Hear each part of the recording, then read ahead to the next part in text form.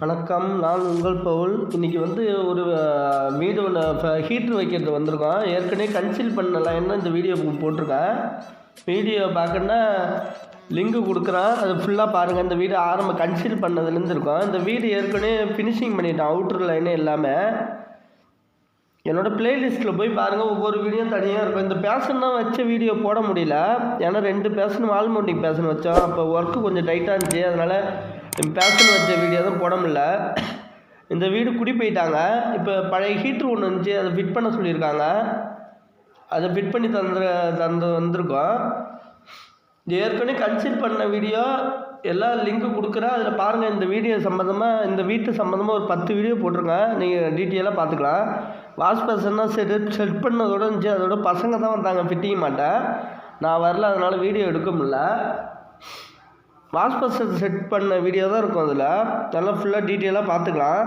நான் லிங்க்கு கொடுக்குறேன், அதை கிளிக் பண்ணி பார்த்துங்க. வீடியோ பிடிச்சிருந்தா மறக்காமல் உங்கள் பவுல் யூடியூப் சேனலை சப்ஸ்கிரைப் பண்ணுங்கள். இந்த ஹீட்ரு தான் பழைய ஹீட்ரு, வெளியில் காமன் பாத்ரூம் இருந்துச்சு, அது இங்கே மாட்ட சொன்னாங்க. இது ஏற்கனவே ஹோல்ஸு போட்டு பாஸ்னர் பிட்டு இல்லாமல் எலக்ட்ரிஷியன் விட்டு போயிட்டாங்க, அதனால் மாற்றுறேன். இந்த பில்டிங்கு எலக்ட்ரிஷியனாக இல்லை, வேறு நான் ஃப்ளம்பிங் வேலை மட்டும்தான் இந்த பில்டிங் பார்க்குறேன். இது 12 ஆங்கர் போல்ட் நட்டு, போச்சு ஸ்க்ரூ சொல்லுவாங்க. பட் ட்ரில் போட்டாச்சு, ஃபுல்லாக ட்ரில் போட்டு 12 கிரிப்பர் வச்சு திணிச்சாது. கிரிப்பர் போட்டாச்சு 4 மூளைக்கும். இதுக்கு 8mm பாஸ்னரே வச்சு போட்டுக்கலாம் நம்ம. இந்த போல்ட்டு ஸ்க்ரூ வாங்கிட்டாங்க, இப்போ ஃபுல்லாக டைட் வச்சாச்சு. ஏற்கனவே கனெக்ஷன் வச்சு இந்த மெத்தடில் ஆங்கிள் வால்வு போட்டால் தான் வால் மிக்சரில் இந்த சைடு தண்ணி வரும்னு சொல்லியிருக்கேன் உங்களுக்கு. யூசேஜ் ஆகுன்னு நம்ம ஆல்ரெடி ரெடியாக இருக்கிறதுனால இப்போ கனெக்ஷன் ஹோஸ் மட்டும் கனெக்ட் பண்ணால் போதும். இப்போ இந்த இன்புட்டு டெலிவரி ஓஸு கழட்டி விட்டாச்சு, ஏன்னா அந்த ஓஸில் அவுட்புட்டு டெலிவரி பழைய ஓஸே இருக்குது, அதே யூஸ் பண்ண போகிறோம். இந்த ஹீட்டில் பழைய தண்ணி உள்ளது வராமல் இருக்கிறதுக்காக இப்படி ரிட்டன் ஓஸு போட்டு சும்மா கனெக்ட் பண்ணி டம்மி பண்ணி வச்சுருக்கோம். நாங்கள் தான் கழட்டி வச்சோம். இது அவுட்புட்டு. நான் ரிட்டர்ன் வால்வு உள்ளது இன்புட்டு.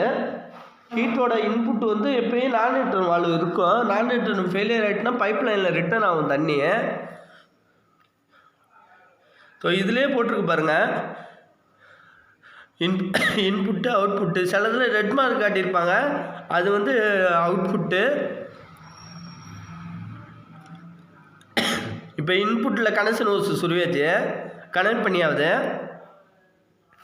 கனெக்ட் பண்ணிவிட்டு நம்ம வால்வை திறந்து பார்த்துக்க வேண்டியதான். வால்வை திறந்து இந்த டேங்கு இது 15 லிட்டர் வாட்டர் ஹீட்ரு. ஒரு 15 லிட்டர் நும்பின பிறகு தான் டெலிவரி ஆகும்.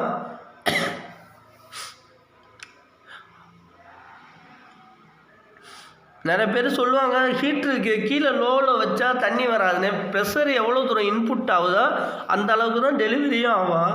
நிறைய பேர் கீழே வைக்காதீங்க, ஹைட்டில் வைங்க ஹீட்டர், அப்போ தான் ப்ரெஷர் இருக்குன்னு சொல்லுவாங்க. இப்போ ஹீட்ரு டேப்பில் இந்த பைப் லைனில் உள்ள தண்ணி மட்டும் வருது. இது நார்மல் டேங்க் வாட்ரு இந்த சைடு. இப்போ ஹீட்ரு வாட்ரு இது பைப் லைனில் உள்ள ஆப்போசிட் தண்ணி ஏறினது மட்டும் வருது லைட்டாக.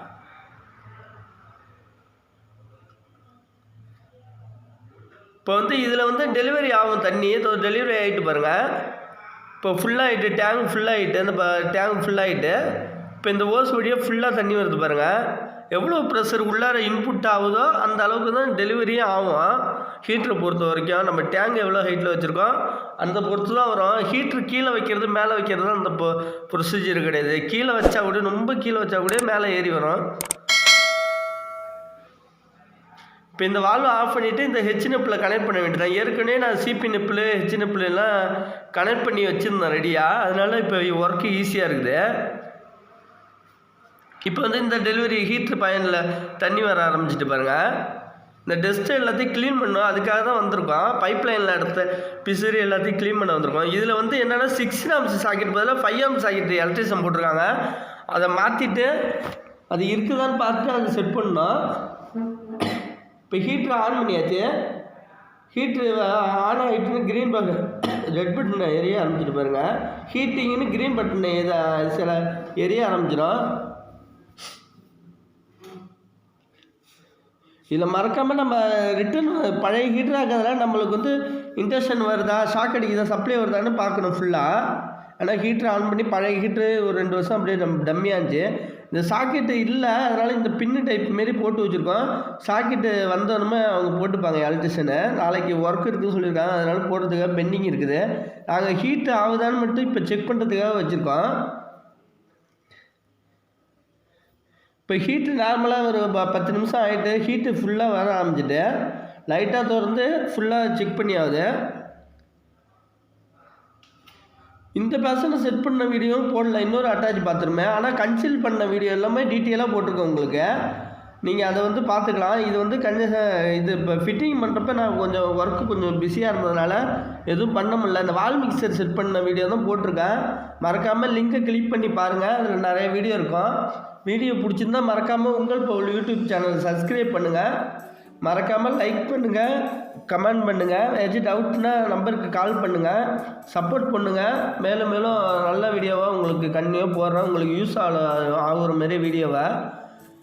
நன்றி.